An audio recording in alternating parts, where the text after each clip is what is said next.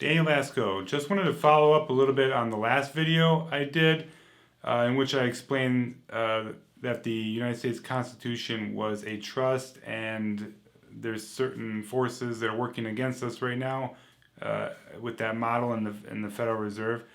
I also wanted to talk a little bit about how central banks lead into communism, and that's inevitably where we're going to go. Okay. But first of all, I just wanted to recap a little bit on the United States Constitution being a trust. So a trust is just a legal entity that is created with trust maker, the person that makes the trust, the beneficiaries of the trust, and the assets contained in that trust are owned by the trust, and the trustees, who are the people appointed to administer that trust, make sure that the assets get to the beneficiaries. That's it. And the United States Constitution is like a trust in the sense that the trust makers were the founding fathers. The beneficiaries are all of us, the citizenry of the United States. And the trustees are our civil servants. So they are judges, they are the president, vice president. They are all kinds of civil servants that are supposed to pass down the rights and the patrimony that we were granted when this Constitution was signed into effect. And that's good, except what we have right now is similar to what we have on a private level with the trust, in the sense that financial institutions have kind of like hijacked that document, which is that constitution or trust, which is based on amazing and magnificent natural law concepts. But you have things like the Federal Reserve, which is a privately owned institution, and it's quasi-independent. I mean, there's some parameters, but basically the shareholders of that are private individuals. Okay, so having usurped, let's say, the monetary system here in this country, I mean, we outsource our money to the Federal Reserve, which is, we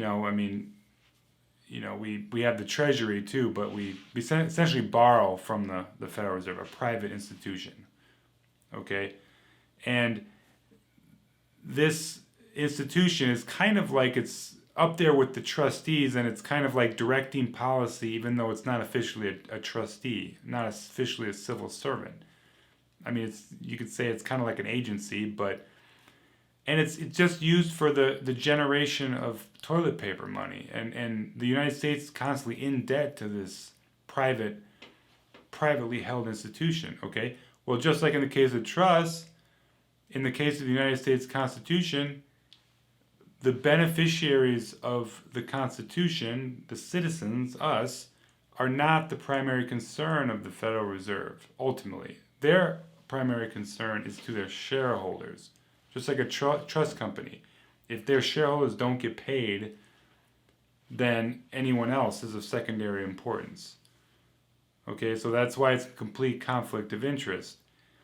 And, a lot of people say we need the Federal Reserve because, we had all those bank failures.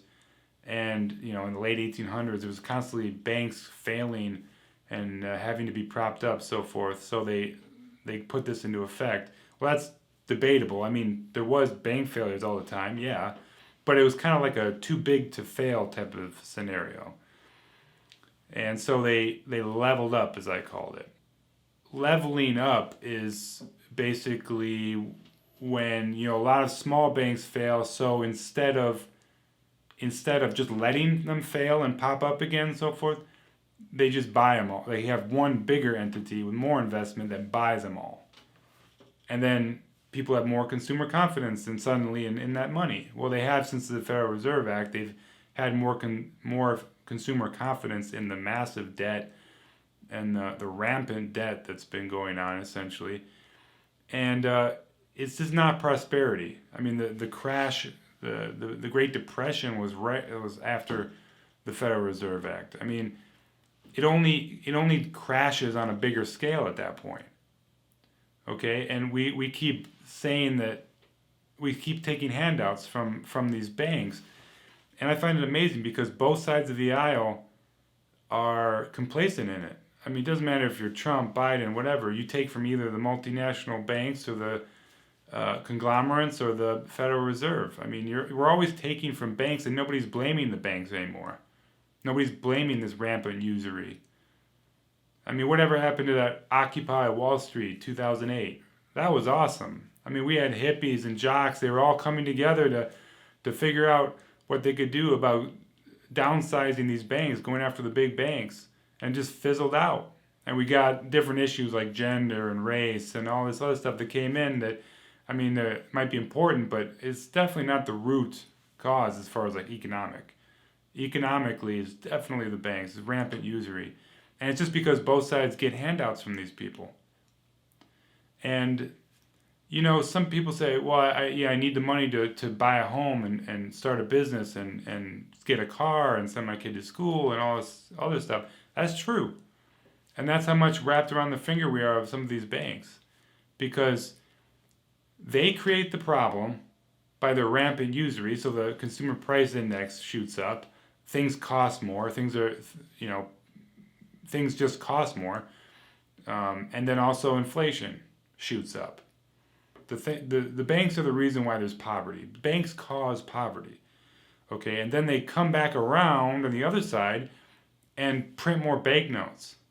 They print more banknotes, and suddenly that's helping the problem. No, it's not. It's not. It's just a circular problem that nobody wants to address. But before the New Deal, arguably that was when capitalism started, when there was actual capitalism here in this country. The age of the big cartels, okay, the trust. Again, there you go with trust. That's another trust company was back then, except it was in railroads and all this other stuff. But this is famous. I mean, Teddy Roosevelt was the trust buster, right? He went around and beat up all these trust companies and broke them up. Whatever happened to that? Like, whatever happened to, I mean, they wait to the 2020 presidential election to go after Google and everybody for monopolies. Like, whatever happened, we should be going against these people. So anyway, these cartels like ran everything. These trust companies and these big banks companies. And yeah, it was volatile at that time. But ever since the New Deal, we're a socialist country. I mean, look at Medicaid, look at Social Security, look at the Social Security Administration. I mean, that's a sneak peek into communist system right there. Okay, that's like, I mean, you got to ask them to buy things over a certain amount of money. You got to keep yourself under, the way that people do is to be on Medicaid, sometimes they have to spend down, right? So you can only have so much money. Well, at that point, you have to ask the Social Security Administration for certain purchases. You got to tell them where they live. You have to apply for things, like apply for your ration of whatever. And that's a sneak peek into communism.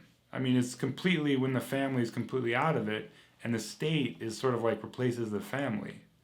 And even probably, some communist countries assigned you a job. Okay, so we're living in a social, I mean, just look how much tax we pay. Okay, this isn't a capitalist society right now. Well, what's the next step? Well, you've heard the old adage, it starts with capitalism, goes into socialism, ends up in communism.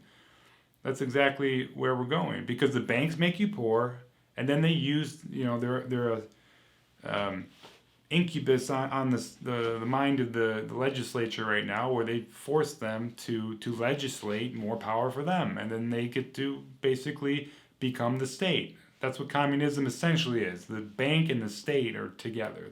It's like, instead of the state, it's the bank. However you want to phrase that.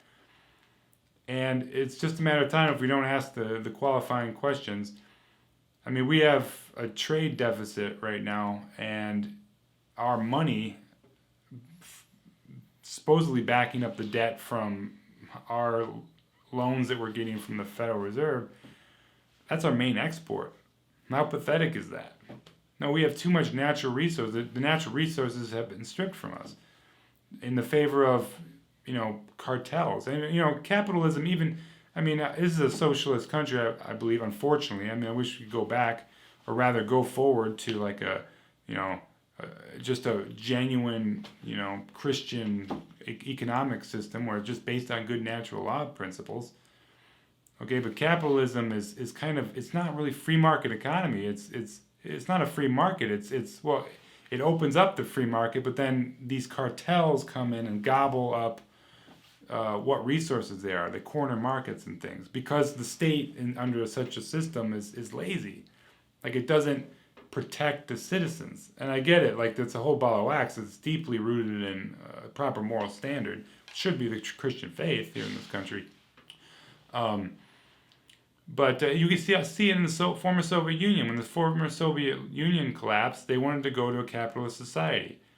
Okay, so they opened everything up. The state gave out vouchers or stocks for all the publicly owned industry. And guess what happened? Well, you got your farmers and other people that didn't care about all that. They're just simple people. And they sold their vouchers to loan sharks, basically. People going around buying up all the vouchers, and guess who comes out of it enriched? The car is just a few people, the oligarchs they call them now. And that just shows a perfect example of how so-called free market, these cartels swoop in. And that's exactly what we're seeing now. And again, the banks, they're just feeding this. There's not a proper dissemination of the resources of the United States like a trust should guarantee. Okay, so again, if the Founding Fathers set up the Constitution like a trust, then the trustees should be guaranteeing that us citizenry receive the rights, both the rights and the resources of this country, that there's proper equity. I'm not saying that everybody should be on the same level. This should be artificial redistribution of wealth, but they should be putting laws in place, and they should be upholding the laws on the books that guarantee us the right to do what we ought in this country economically. And so it seems like we got a long way to go, but I really do think that people are waking up to all this, and it's time to focus on the natural resources especially, but the resources that we have in this country over the multinational corporations and the Federal Reserve banknote. I'd like to see, I've been hearing Bitcoin is already big in El Salvador as almost like a rival currency. Now, I don't think that this like the nation is in charge with printing of money and everything, and that's what the Treasury does. But there was a time when banks had their own banknotes, but they had gold and silver in the bank. So we need to get back to a gold standard bank, and we need to focus on the natural resources of the country, like farmland, which Bill Gates, by the way, is getting into heavily. And if these guys know how to invest, let's just say that much. They know where to go when we have a trade deficit, and that's in farmland. Okay, but the future, I think, will be in patronage. It will be just in good moral people somehow breaking through and patronizing certain citizens and enfranchising them to oversee and administer resources, or a means of production, I should say. But it's going to take some private individuals to do that. I hate to say that the state will have to do it. I hope not, and I don't think that would be a very good solution, especially looking at who's in charge. So just thought I'd go over a little bit what my thoughts were from the last video in the realm of economics, and I hope you enjoyed this video. So thank you.